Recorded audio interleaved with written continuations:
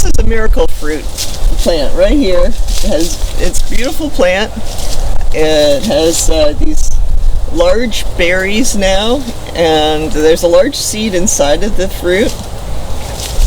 It takes a very small amount of fruit to get the miracle. The miracle is that it changes the way you taste food.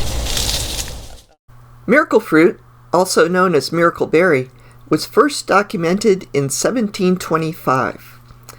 A French explorer was searching West Africa for undiscovered fruits and noticed local people eating miracle fruit berries before meals. Locals had figured out that if they ate miracle fruit first, terrible tasting yet nutritious foods tasted much better.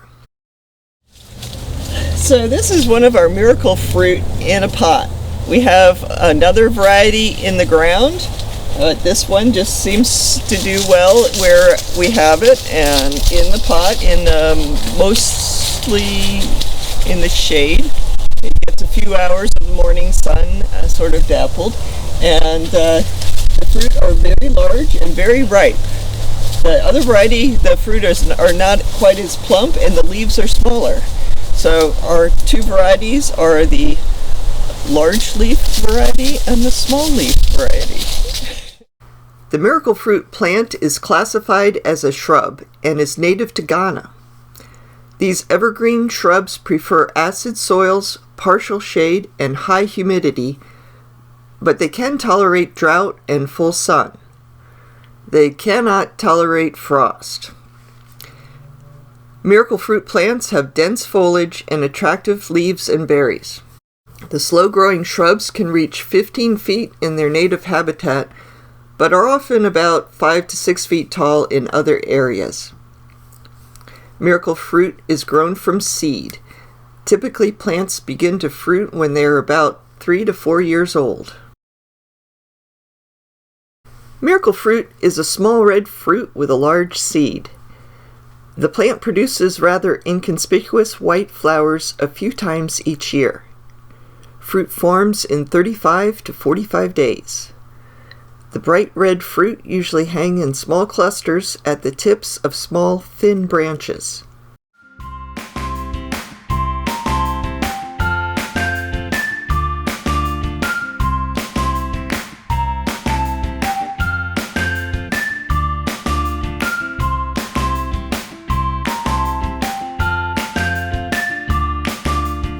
So it's easy to tell when these are ripe.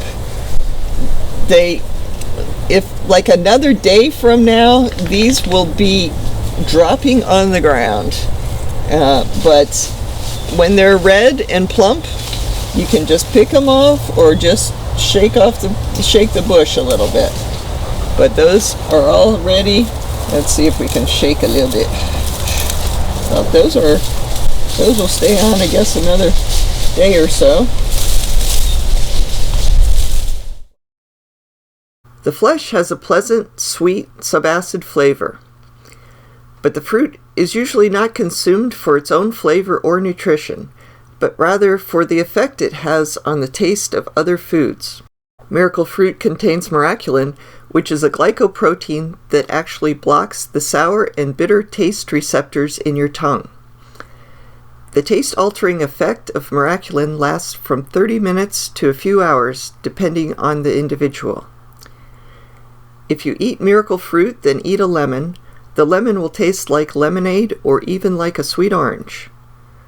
Not only are sour and bitter flavors blocked, but miraculin in the presence of acidic foods actually intensifies the sweet flavor.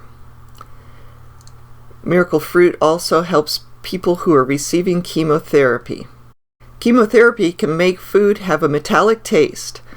Often after eating miracle fruit, chemotherapy patients enjoy food, sometimes for the first time in several months.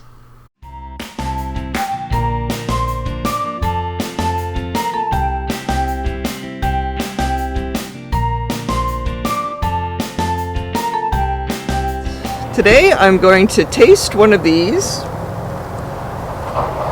and then eat a slice of lemon.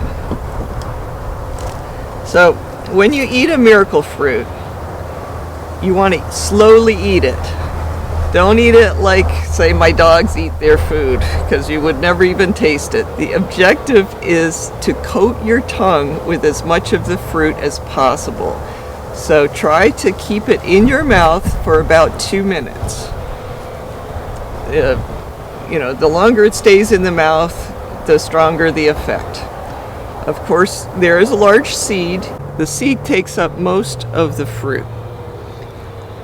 But that's okay. You need very little fruit for the effect. Just need to let it stay in your mouth for a while. But I want to eat it very slowly.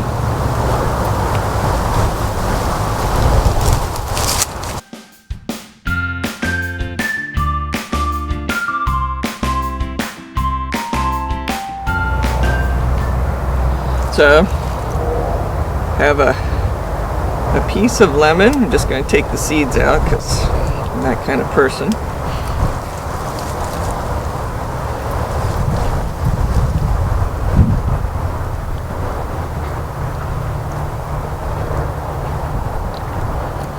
So this doesn't taste bitter. There's definitely a tang to it.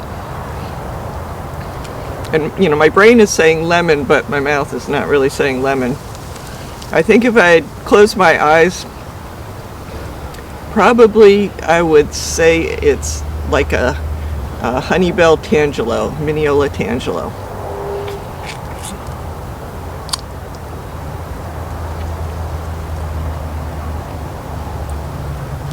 It's very good.